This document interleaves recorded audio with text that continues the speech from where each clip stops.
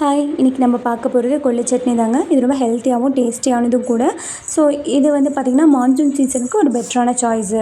கொள்ளு வந்து weight loss பண்ணணுன்னு நினைக்கிறவங்க இந்த மாதிரி கொள்ளு சட்னி எடுத்து சாப்பிட்லாம். சளி பிடிச்சவங்களும் இதை வந்து எடுத்துக்கலாம். ஃபஸ்ட்டு கொள்ளை வந்து நல்லா ஃப்ரை பண்ணி எடுத்துக்கோங்க. இன்னும் அதே பேனில் வந்துட்டு பார்த்திங்கன்னா கொஞ்சமாக கடலைப்பருப்பு, கருவேப்பிலை கொஞ்சம் தாராளமாக சேர்த்துக்கோங்க, வரமிளகாய், அதுக்கப்புறம் சின்ன வெங்காயம், பூண்டு. இதுக்கு வந்து பெஸ்ட்டான சாய்ஸே வந்து பார்த்திங்கன்னா சின்ன வெங்காயம் தான். இதனுடைய டேஸ்ட்டு தான் வந்து உங்களுக்கு சட்னிக்கு அவ்வளோ இதாக இருக்கும். ஸோ இதை சேர்த்துட்டு நல்லா வதக்கிக்கோங்க. வதக்கிட்டு கொஞ்சமாக வந்து புளி ஆட் பண்ணிக்கோங்க. புளி ஆட் பண்ணிவிட்டு அதுக்கப்புறம் ஒரே ஒரு மீடியம் சைஸ் தக்காளி வந்து எடுத்து ஆட் பண்ணிக்கோங்க.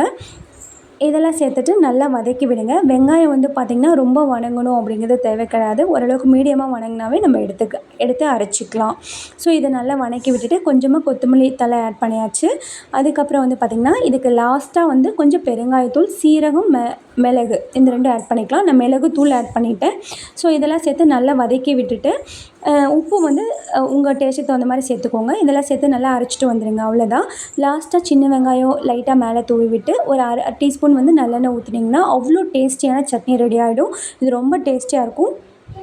வீடியோ பிடிச்சிருந்தா கண்டிப்பாக சப்ஸ்கிரைப் பண்ணிக்கோங்க.